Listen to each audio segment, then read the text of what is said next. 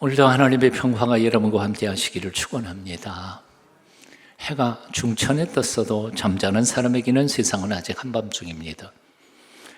하지만 캄캄한 밤중이라도 깨어 일어나 새날을 준비하는 사람에게는 이미 세상이 밝아온 겁니다.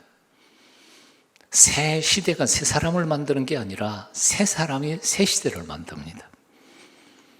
남들 가는 대로 맹 놓고 따라가는 사람, 그런 사람은 남들이 꿈꾸고 계획하는 일에 동원되는 막노동자, 막 일꾼만 될 뿐입니다. 하지만 칠흑 같은 어둠 속에서 새날을 준비하는 사람들은 새로운 세상을 열어가는 위대한 지도자들이 될 것입니다. 성공하는 사람들의 7가지 습관이라는 책에서 스티븐 커비는 그 첫 번째 습관을 자신의 삶을 주도하라고 말했습니다. 복잡한 얘기 같지만 간단합니다. 네 인생 네 거야. 그러니까 네가 선택하고 남이 네 인생 좌지우지하지 못하게 해.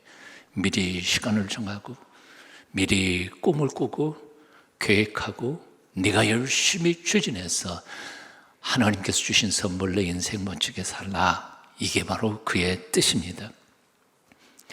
남들 가는 대로 맹 놓고 따라가지 않고 남들 만들어 놓은 틀에서 고생만 죽도록 하는 사람들이 아니라 새 시대를 꿈꾸며 새 세상을 만들어가는 동승인들이 다 되시기를 축원합니다.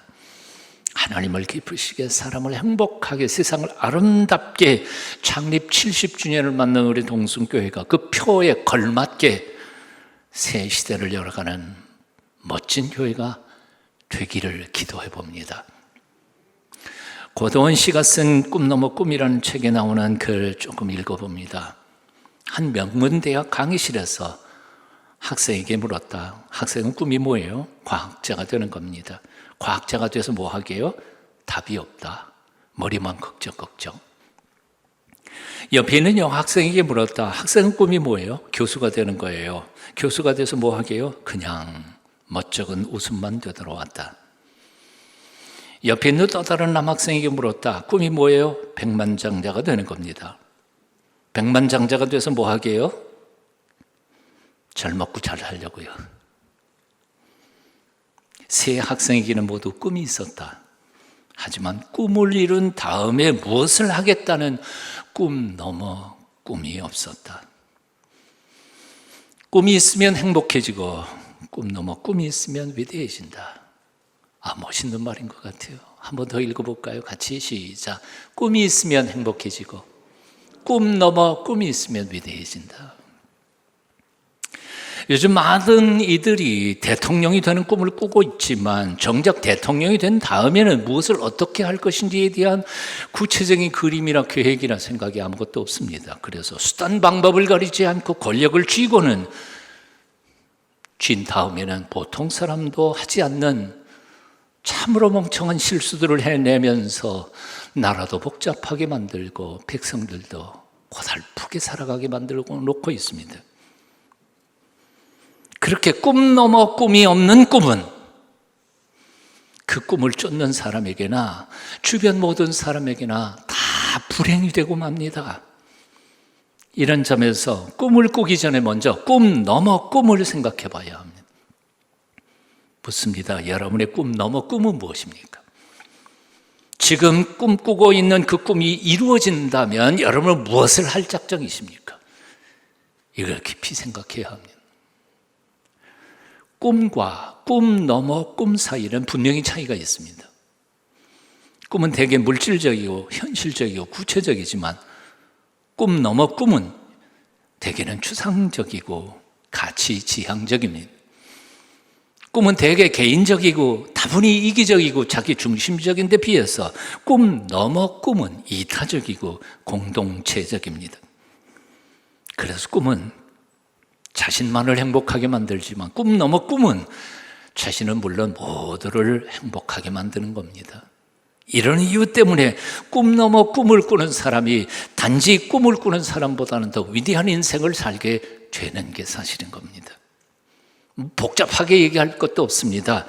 과학자가 되는 것은 꿈이지만 과학자가 되어서 세상을 조금이라도 편리하고 건강하고 아름다운 세상 만들겠다. 이것은 꿈 넘어 꿈입니다.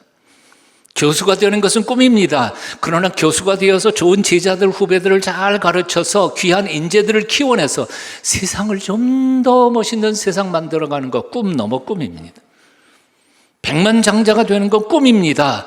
그러나 그 번 돈으로 가난한 이들을 돕고 장애우들을 위한 병원을 짓고 목마른 아프리카에 우물을 파는 것은 꿈 넘어 꿈입니다. 이런 점에서 고도원 씨가 말한 꿈이 있으면 행복해지지만 꿈 넘어 꿈이 있으면 위대해진다는 말이 옳습니다. 사랑하는 여러분, 행복한 꿈 꾸시고요, 그 꿈 이루어지기를 축원합니다. 하지만 거기서 머물러서는 안 됩니다. 더 나아가서 하나님이 이루어 주신 그 꿈을 뛰어넘어서 꿈 넘어 꿈을 꾸시기를 축원합니다. 오직 나 한 사람의 행복만을 위하여 온 세상의 자원을 몽땅 낭비하는 이기적이고 자기 중심적인 삶을 살아가는 것은 사람들에게도 자신에게도 비극입니다. 못할 짓이죠. 하지만 나 때문에 누군가 행복해지고 나 때문에 내 주변이 조금이라도 더 복되고 아름다운 세상 만들어가는 것, 위대한 생애, 꼭 넘치는 위대한 지도자가 되어야 되는 것 아니고 작지만 위대한 생애를 살아가게 되시기를 축원합니다. 하나님께서는 믿음의 조상 아브라함을 불러 이렇게 말씀하셨습니다. 너는 너의 고향과 친척과 아버지의 집을 떠나 내가 네게 보여줄 땅으로 가라. 내가 너로 큰 민족을 이루고 네게 복을 주어 내 이름을 창대하게 하리니 너는 복이 될지라. 하나님께서 아브라함에게 엄청나게 멋진 꿈을 주셨습니다. 큰 민족을 이루는 꿈, 넘치는 복을 받아 누리는 꿈, 그 이름이 온 세상이 창대하게 되는 꿈입니다. 이거보다 더 큰 꿈이 어디 있겠어요? 그런데 하나님은 거기서 머물지 않으셨습니다. 다음에 너는 복이 되어라. 복, 개역 성경에서는 복의 근원, 또 다른 성경에서는 복덩어리. 너는 너 혼자 복 받아서는 안 돼. 남들 너 때문에 복 받는 복의 근원이 되고 복의 통로가 되고 남들에게 너는 복덩어리가 되어 살아야 한다 하는 명령입니다. 다시 말해서 아브라함에게 주신 하나님의 명령 속에 앞부분은 꿈이지만 뒷부분, 끝부분은 꿈 넘어 꿈을 명하신 것입니다. 이런 점에서 볼 때 꿈 넘어 꿈은 꿈 이루어가는 자들에게 주신, 하나님이 맡겨주신 사명인 셈입니다. 내가 네게 복을 줄 거다. 그러니 너는 내가 주는 복을 내가 만나는 모든 사람들에게 나눠주는 복덩어리로 살아라. 이것이 주님의 명령이고 또한 우리에게 주신 사명이기도 한 겁니다. 오늘 본문 이사야 61장 1절 이하 3절까지의 말씀을 묵상하다가 보면 하나님께서 우리를 향하신, 아니 당신이 지으신 이 아름다운 세상을 향하신 하나님 아버지의 꿈이 무엇인지를 구체적으로 소개하고 있음을 봅니다. 우리 한번 하나님의 꿈 한번 같이 읽어봅니다. 이사야 61장 1절 이하 천천히 뜻을 생각하면서 읽어보겠습니다. 주 여호와의 영이 내게 내리셨으니 이는 여호와께서 내게 기름을 부으사 가난한 자에게 아름다운 소식을 전하게 하려 왔습니다. 나를 보내사 마음이 상한 자를 고치며 포로된 자에게 자유를, 갇힌 자에게 노임을 선포하며 여호와의 은혜의 해와 우리 하나님의 보복의 날을 선포하여 모든 슬픈 자를 위로하되 무릇 시온에서 슬퍼하는 자에게 화관을 주어 그 죄를 대신하며 기쁨의 기름으로 그 슬픔을 대신하며 찬송의 옷으로 그 근심을 대신하시고 그들의 의의 나무 곧 여호와께서 심으신 그 영광을 나타낼 자라 일컬음을 받게 하려 왔습니다. 아멘. 내게 기름 부으사, 기름 부음 받은 자, 히브리어는 메시아, 헬라어로는 그리스도, 바로 예수 그리스도에 대한 예언이기도 하지만 동시에 그리스도의 길을 걸어가는 모든 당신의 백성들을 향한 명령이기도 합니다. 왜 하나님께서 당신의 종을 택하여 기름 부어 세우십니까? 그를 통해 온 세상을 아름답게 만들기 위해서입니다. 그러면 하나님이 생각하시는, 하나님이 꿈꾸시는 아름다운 세상이란 어떤 세상입니까? 구체적으로는 본문에서 그렇게 가르쳐 주십니다. 첫째, 가난한 자가 가난을 벗어날 수 있다는 희망의 소식이 전해지는 세상, 마음이 상한 사람이 치유를 받고, 포로되었던 이들이 자유를 얻고, 갇혔던 사람들이 풀려나는 세상, 그래서 하나님께서 참된 정의로 통치하심으로 억울한 사람이 없는 세상, 슬퍼하는 자들이 기쁨으로 찬송을 부르는 세상, 그래서 외로웠던 의인들이 하나 모이고 둘 모여 정의의 수풀을 이루는 세상, 그 세상에 하나님이 꿈꾸시는 세상이란 말입니다. 그런 세상을 만들기 위하여 하나님께서는 당신의 종들을 기름 부어 세우셨습니다. 그리고 그들에게 복을 주셨습니다. 그리고 그 복을 온 세상에 나눠주면서 살라고 복덩어리로, 복의 통로로, 복의 근원으로 살라고 명령하고 계시는 것입니다. 사실 이 하나님의 꿈은 너무 추상적입니다. 그래서 많은 사람들이 들으려고도 이해하려고도 하지 않습니다. 이 꿈을 이루는 사명은 너무 힘들고 어려워서 많은 이들이 그 사명 앞에 뒤를 돌아섭니다. 그리고 다 거절합니다.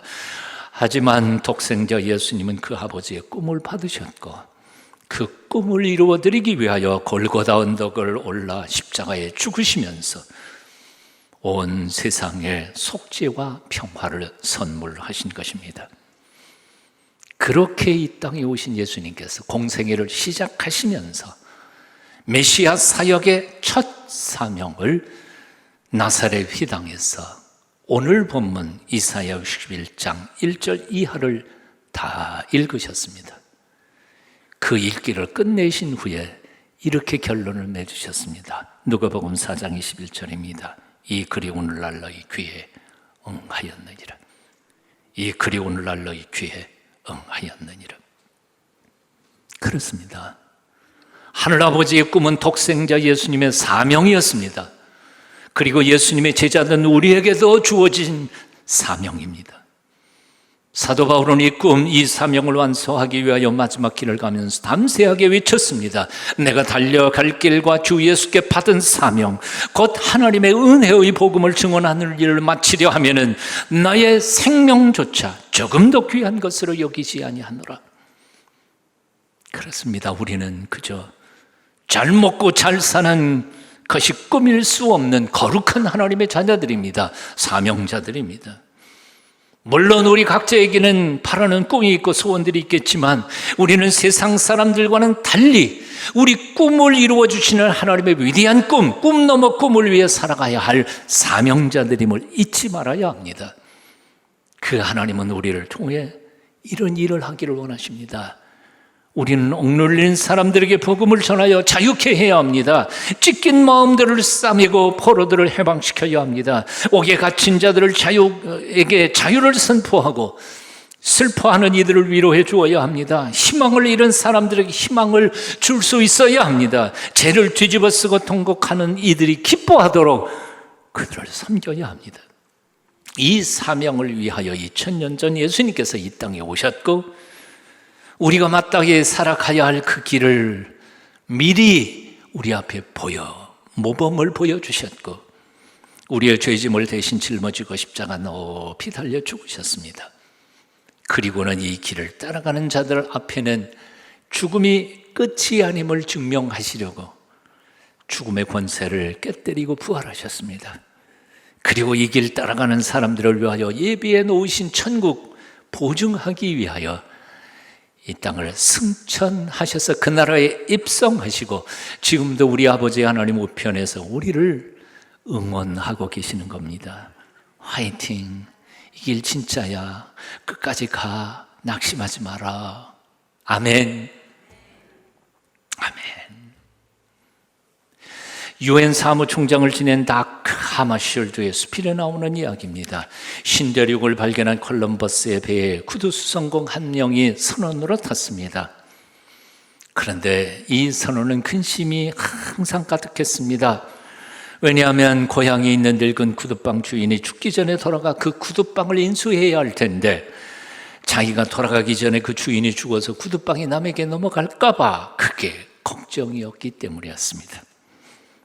그러니까 콜럼버스는 위대한 신대륙 아메리카를 발견하려는 엄청난 꿈을 가지고 그 배를 몰아가고 있었지만 그 배의 한쪽 귀퉁이에서는 낡은 구두방 하나 놓칠까 봐 염려하는 구두수선장이가 있었다는 겁니다. 하머쉴드는 다음과 같이 적었습니다. 콜럼버스가 전진하는 인생이라면 그 선언은 뒤로 돌아가는 인생이었다. 콜럼버스가 전진하는 인생이라면 그 선언은 뒤로 돌아가는 인생이었다. 요즘 어떤 꿈을 꾸고 계십니까? 지금 여러분이 꾸고 있는 그 꿈이 여러분의 미래가 될 것입니다. 그 꿈을 점검하십시오. 전진하는 꿈입니까? 아니면 기껏 해봐야 헌 구두방 인수할 꿈입니까? 잘 먹고 잘 사는 꿈도 꾸십시오만은 그러나 거기에 머물르지 않으셨으면 좋겠습니다. 한국 전쟁이 끝난 후 경기도 부천에 풀무원 공동체를 설립했습니다.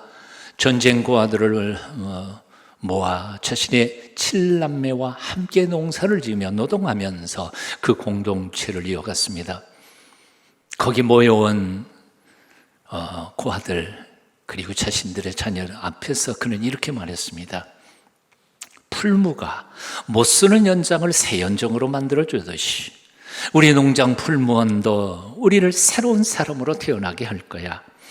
자기 자신만 생각하는 이기주의자가 아니라 남도 생각할 줄 아는 새로운 사람으로 말이야.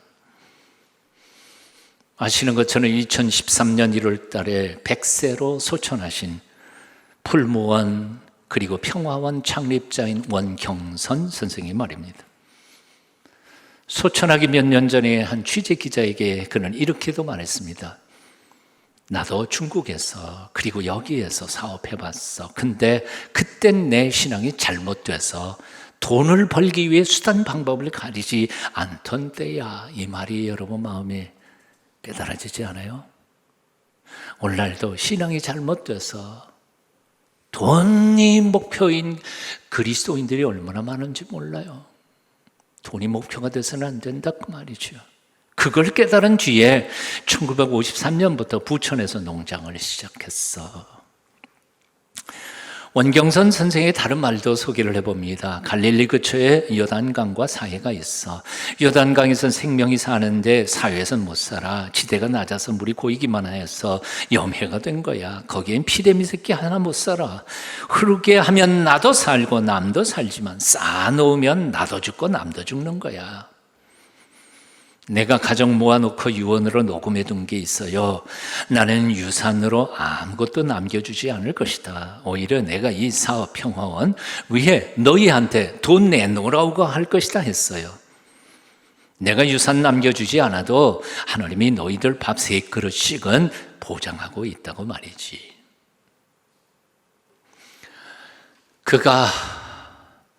그에 대한 생애를 취재하던 한 기자가 어느 잡지에 그의 생에 대해서 이렇게 적었습니다. 한때 저는 구원받았으니 하나님께서 언제든 불러주십시오 하고 기도했다던 그가 지난해 부정맥으로 병원에 열을 입원한 동안 성경을 읽으며 새로운 사실을 깨달았다.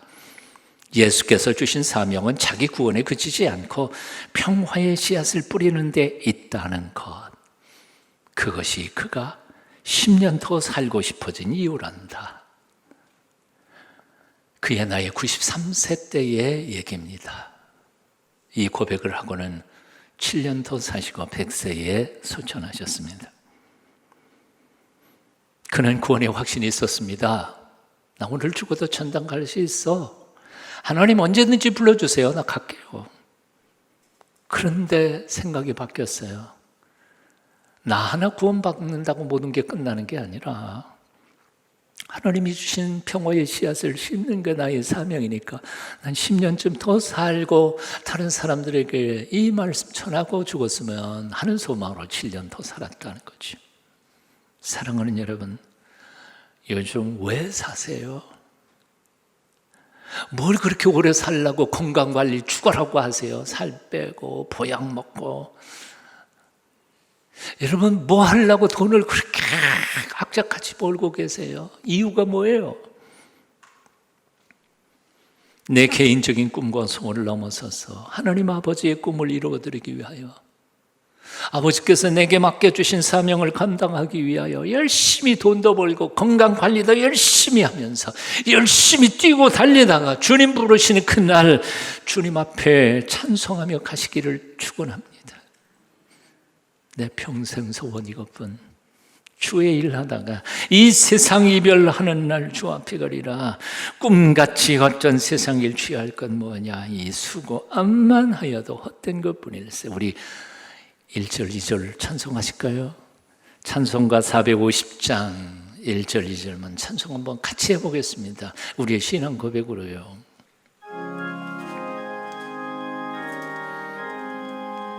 내 평생 소원 이것뿐, 주의 일 하다가 이 세상 이별하는 날 주 앞에 가리라.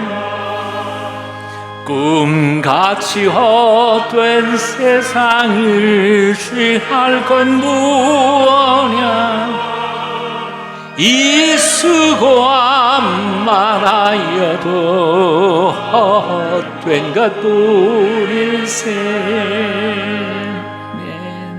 나머지는 제가 읽어드릴게요. 한번 묵상하십시다. 불같은 시험 많으나 겁내지 맙시다. 구주의 권능 크시니 이기고 남겠네. 금보다 귀한 믿음은 참 법에 되도다. 이 진리 믿는 사람들 다 복을 받겠네. 살같이 빠른 광음을 주 위에 아끼세. 온 몸과 마음을 바치고 힘써서 일하세. 아멘. 27세 된 처녀가 인도의 선교사로 가기로 마음을 먹고 하나님 앞에 헌신했습니다. 그런데 그 꿈이 꺾였습니다. 이유는 단 하나, 홀로 계신 어머님이 중병으로 눕게 되었기 때문입니다. 3년 동안 중병 끝에 어머니는 천국으로 소천하셨습니다. 집안일을 다 정리하고 먼 곳에 혼자 살고 있는 언니를 마지막으로 찾아본 후에 선교사로 출발하기로 결단을 했습니다. 그런데 웬걸 찾아간 언니도 중병에 걸려서 임종만 기다리고 있는 처지였습니다. 몇 날이 못 되어 언니마저 세상을 떠나고 말았습니다. 그리고 언니가 남겨놓은 아들 5명의 고아, 이 처녀의 팔에 매달리가 됐습니다. 하나님 아버지, 나의 선교지가 인도가 아니라 바로 이 고아 5명이란 말입니까? 처절한 몸부림으로 기도하면서 그래도 언니가 남겨놓은 5명의 조카들을 키워내기 시작했습니다. 15년이 지났습니다. 놀라운 일은 조카 5명 중에 3명이 인도의 선교사로 간 겁니다. 꼭 내가 선교사로 가야 하는 건 아닙니다. 내가 생각하고 꿈꾸는 대로 인생이 그렇게 마음대로 되는 것도 아닙니다. 하지만 하나님 앞에서 위대한 꿈을 꾸는 사람들을 통하여 하나님은 위대한 일을 마침내는 이루어 가실 줄로 믿습니다. 그러므로 시시한 꿈 말고 위대한 꿈을 꾸십시다. 저와 여러분의 위대한 꿈 넘어 꿈을 통하여 하나님도 기뻐하시고 사람들도 행복하고 세상이 아름다워지기를 축복하고 기도합니다.